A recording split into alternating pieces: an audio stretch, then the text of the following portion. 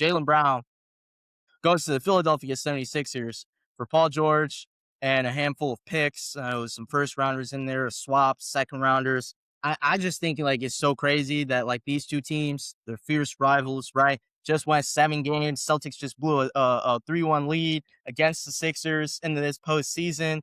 Philly won, right? Beat the Celtics for the first time in years in the postseason. And now, you flop, basically your wing guys. I've seen a lot of stuff on Twitter that said like the Celtics really didn't get worse. And I think they didn't really get worse, but at the same time, I don't think they got really better because like when I see it, I see Paul George and Jaylen Brown as like the same type of player, right? High volume shooters, turnovers are a question, right? Can they lead the team? Yes, at times, but it is, kind of questionable at times.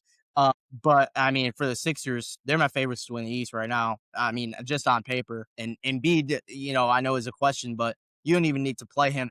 If Embiid plays 40 games, 40, 50 games during the regular season, that's the max I'm putting him at, right? And I'm like, bro, just put it right to the postseason because Jaylen Brown, Tyrese Maxey, VJ Edgecombe can hold it down for the regular season, get you anywhere from like the 3 to the 6 seed, and you're solid. So that's my thoughts on it. What's yours? Yeah, I mean, this when I saw it happen last night, I literally had to just like sit down for a minute because I was like, bro, like out of all the teams that potentially could have gotten Jalen Brown, like, I mean, the beginning of the summer, we were thinking, oh, he's going to Milwaukee and Giannis is going to be in Boston, and for it to end up to being Paul George and, 2 first round picks and 2 seconds or whatever what it ended up being, it's just kind of like, I think that's kind of what is making a lot of people feel like this trade is just a little more underwhelming for Boston, at least, because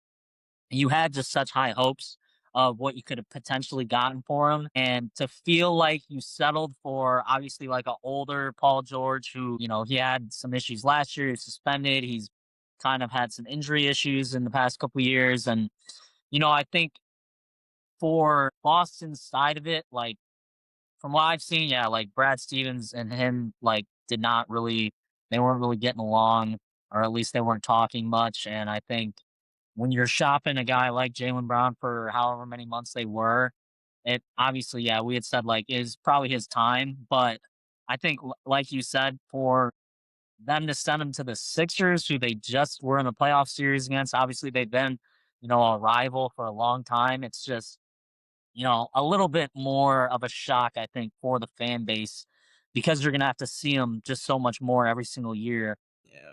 and be like, we traded him. He was our Finals MVP, and now he's playing essentially for our rival. But yeah, I like too for Philly. I think this is they really came out of nowhere. Obviously, there's the question about Embiid.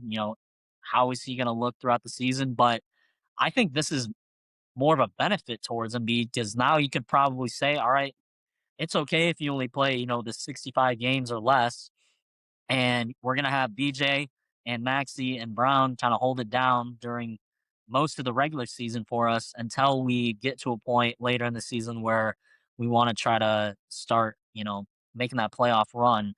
But I mean, I know like Philly, they lost Oubre, they've lost a couple other guys, so they're still gonna have to round out the bench. I still think like now thinking about it, like should they have, in hindsight, obviously Daryl Morey's not there, but like, would a guy like Jared McCain, could he have been in a trade like this? Or if he stayed, like how much more could he have even helped the team? But I know they just signed Anthony Simons too, so he's gonna be a little bit of a off the bench punch for him, which I like.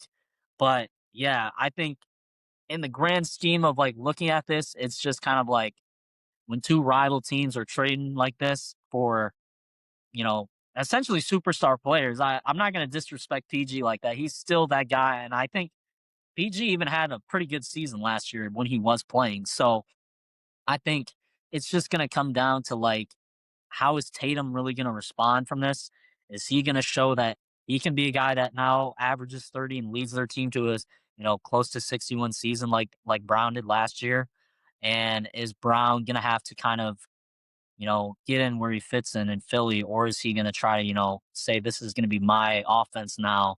Um, But I do like the move. Maybe, Boston, it was probably just kind of a desperation thing for them. I do hate that, like, obviously a lot of the fans are not happy, but I think when it comes down to a disgruntled player, and when your owner or your GM, like Brad Stevens, is not, messing with that, then you just kind of have to make whatever is available. So um it is going to be fun to see, though. I can't wait for that first matchup. I think to me it was just too. You mentioned like the Celtics were just. It looks like they're desperate because a lot of like analysts said this too. Like if that was the best package, then like why didn't you like wait?